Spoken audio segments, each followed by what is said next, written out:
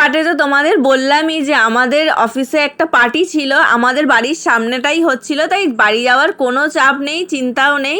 অফিসে হয়ে গেল 4 থেকে 5 বছর আমি কাজ করছি, এরকম 2 থেকে 3বারই হয় আমরা এরকম মন খুলে নাচতে পারি। আর তোমরা জানো আমি এই 3-4 দিন ধরে খুবই ব্যস্ত ছিলাম, কারণ ডান্স পারফর্ম করতে হবে, তাই রিহার্সাল চলছিল। এখানে আমি নাচতে নাচতে ভাবছি আমি আবার আমার ডান্সটা আবার ভুলে যেন না যাই, কারণ এখানে অফিসের সবাই আছে, স্টেজে গিয়ে নাচাটা অনেক বেশি কঠিন, বুকটা তখন ধুকধুক ধুকধুক করে। আর আমি খুব এক্সাইটেডও ছিলাম, খুব খুশিও ছিলাম যে এরকম পার্টি হলে ভিডিও হবে, ডান্স হবে, তোমাদের সাথে নতুন নতুন ভিডিও দিতে পারবো।